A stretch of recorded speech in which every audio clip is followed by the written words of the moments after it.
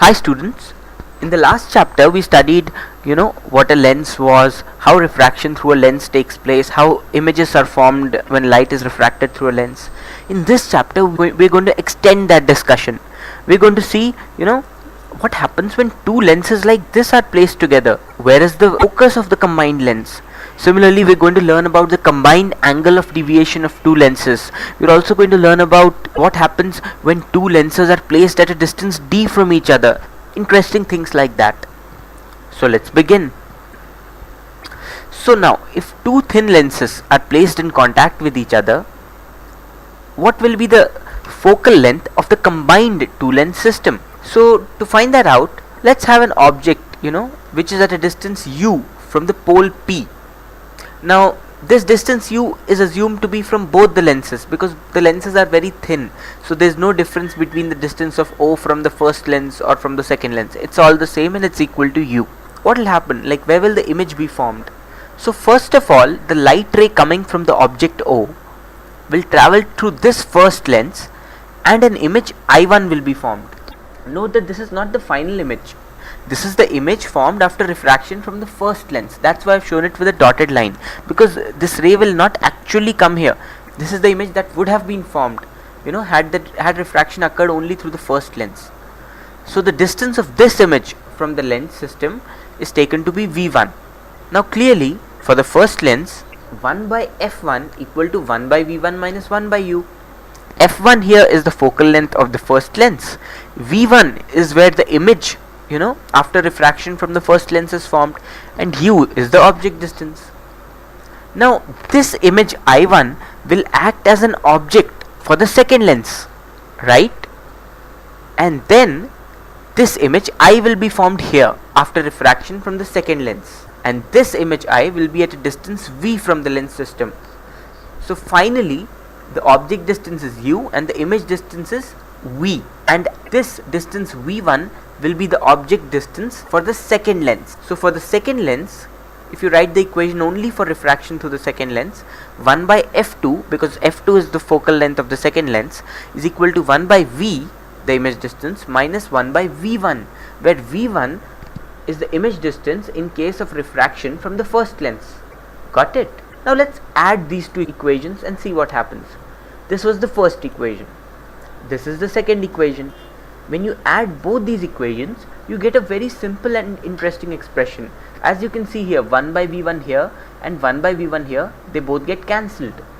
So 1 by f1 plus 1 by f2 comes out to be 1 by v minus 1 by u, which is the same as 1 by capital F, the final focal length of the lens system, right? And that is why the final focal length when two lenses are in contact is such that 1 by capital F is equal to 1 by f1 plus 1 by f2. So we derived this expression when there were two lenses. But even if you have 3 lenses, 4 lenses, 5 lenses, 1 by capital F, where capital F is the combined focal length of the lens system, comes out to be sigma 1 by small f. That is, it's the sum of the reciprocals of all the individual focal lengths. Simple, isn't it? Since we know that 1 by f is the same as power. Remember, we studied at the end of the last chapter that 1 by f is the power of a lens. So therefore P, the final power of the lens system, is the summation of the net individual powers, capital P equal to sigma small p. So that's the first expression that we have derived, and already we're ready to solve a problem. In this problem there are two glass lenses, as you can see, and the space between these two glass lenses is filled with bromine. That's a red liquid. The focal length of the glass lenses is given to be 1.5 f when they were placed in air. That is, when there was no bromine here, these two glass lenses had a focal length of 1.5 f, both of them. And the refractive index of the glass lenses is given to be 1.5. Bromine has a refractive index of 1.66. We have to find the focal length of the system, given that the lenses are equiconvex. The word equiconvex means that the radius of curvature of both the sides of the lenses is the same. Now, how will we solve this problem? We want to find the final focal length of the system. If we observe carefully, we'll see that there's there are two glass lenses here and there is one bromine lens here, a concave bromine lens. So the final focal length of the system can be found by saying 1 by capital F is equal to 1 by F glass plus 1 by F glass plus 1 by F bromine, right? Now how will we find the focal length of bromine? After all, that is not given. We will use the lens maker's formula. Remember the formula we studied in the last chapter? 1 by F equal to mu 2 by mu 1 minus 1 into 1 by R1 minus 1 by R2. In this case, mu 2 is taken to be the medium of the lens, so this is mu 2, and mu 1 is taken to be the medium surrounding the lens, so this will be mu 1. Mu 2 is given, mu 1 is given. R1 will be equal to R2 in this case, because as you can see, the radii of curvature are all the same here, because these are identical equiconvex lenses. But what is the value of R? How will we find that out? We will find that out by applying the lens maker's formula in case of the glass lenses. Let's see how. In case of the glass lens, 1 by 1.5 f, because the focal length of each of the glass lenses is 1.5 f, is equal to 1.5 divided by 1, because mu 2 for the glass lens is 1.5 and this focal length is given to be their focal length in air. So air has a refractive index of 1, so mu 1 will be 1 minus 1 into 1 by r minus 1 by minus r. So again, if you look carefully, we've simply applied the lens maker's formula for the glass lens. Why? Because we know the focal length in this case and we want to find this radius of curvature of the glass lens so that we can use it, here to apply the lens maker's formula for the concave lens. As you can see here, we've used the radius of curvature with proper sign. From this expression, we get the value of the radius of curvature of the glass lenses as 1.5 f. Now we can substitute the value of r equal to 1.5 f here with r1 equal to r2. When we do that, and when we put mu 1 equal to 1.5, because the refractive index of glass surrounding this concave bromine lens is 1.5, and when we put mu 2 equal to 1.66, because the refractive index of bromine is 1.66, this is what we get. The focal length of bromine from this expression comes out to be minus 4.69 r, which is equal to minus 7.03 f, because r is equal to 1.5 f. Now we can use the formula that we just derived. 1 by capital F equal to 1 by f1 plus 1 by f2 plus 1 by f3. In this case, I have put minus here because f3 is negative. So the focal length of the net lens system is 1 by 1.5 plus 1 by 1.5 minus 1 by 7.03. So the final focal length comes out to be 0.84 f. That was easy, wasn't it? Now let's proceed and study another concept. Let's calculate how the angle of deviation of a lens is calculated. So have a look at this lens. A ray from the object O is incident at a height h from the principal axis. As you can see, the incident ray makes an angle alpha with the principal axis and the refracted ray makes an angle beta with the principal axis.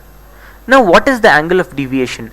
It is basically the net deviation in the path of the light ray after it has crossed the lens.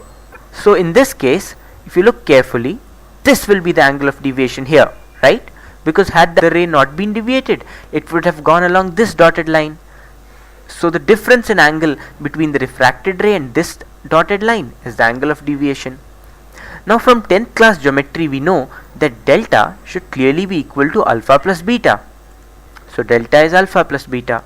Now we also know that if alpha and beta are very small, that is the rays, the ray that is incident on the lens is almost normal to the lens. It's definitely not parallel to the surface of the lens. Then alpha can be approximated to be tan alpha and beta becomes tan beta. Now we know that tan alpha is equal to h divided by PO, and we know that tan beta is h divided by PI. So delta is approximately equal to h by PO plus h by PI.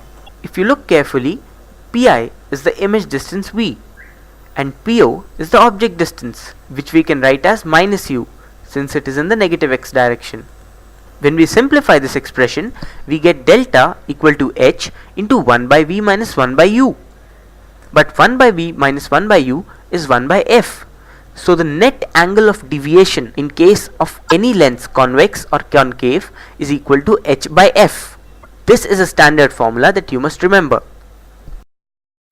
Now let's calculate the focal length of a system in which two lenses are separated by a distance d. The focal length of the first lens is f1 and the focal length of the second lens is f2. As you can see, a ray is coming towards f1, it is getting refracted, it is going towards the second lens and it's getting refracted again. Let delta 1 be the deviation caused by the first lens. Let delta 2 be the deviation in the ray caused by the second lens. Then the net deviation suffered by the incident ray because of these two lenses will be delta equal to delta 1 plus delta 2, isn't it? Let's also assume that the height where the first ray strikes the lens is h1 and where the ray strikes the second lens, that height is h2. So as we just said, delta equal to delta 1 plus delta 2. Now what is delta? Clearly delta will be equal to h1 divided by capital F. That's because h1 is the height at which the incident ray strikes the entire lens system, and capital F is the focal length of the entire lens system, which is what we want to calculate. Delta 1 is h1 by f1. We just calculated, right, that delta is h by f. So for delta 1 will be h1 by f1. Similarly, delta 2 will be h2 by f2 because h2 is the height at which the incident ray strikes the second lens and f2 is the focal length of the second lens. Now if we divide this whole equation by h1, we get this expression. Our aim, as I already said, is to find the value of this capital F here in terms of f1, f2 and d, the distance between the lenses. Now if you look carefully, what is tan delta 1? Isn't it equal to h1 minus h2 divided by d? Because you know this distance here is clearly d, and this distance here is clearly h1 minus h2, right? So clearly tan delta 1 is h1 minus h2 divided by d. Now if that is so, h1 minus h2 can be written as d delta 1. This approximation can be made when delta 1 is a very small angle, because you know when delta is very small, then tan delta is approximately equal to delta. Now what is delta 1? We know that it's equal to h1 by f1. So when we substitute h1 by f1 in the place of delta 1, we get this expression for h2, and we can substitute this h2 here in this expression. I know it's slightly complicated mathematics, but yes, it will help us derive an expression for the final focal length. Now when we substitute the value of h2 in this expression, h1 cancels off and the final value of 1 by capital F that we get is 1 by f1 plus 1 by f2 minus d divided by f1 f2. So this is again a formula that you must remember. When two lenses are separated by a distance d, the net focal length, of the system is given by the formula 1 by capital F is equal to 1 by f1 plus 1 by f2 minus d by f1 f2. Now one interesting point that you must remember in this case is that delta must be a very small angle. This is because in this expression, in deriving this expression, we've assumed that tan delta is approximately equal to delta. We've assumed that again tan delta 1 is approximately equal to delta 1, and we've assumed the same thing for delta 2 also.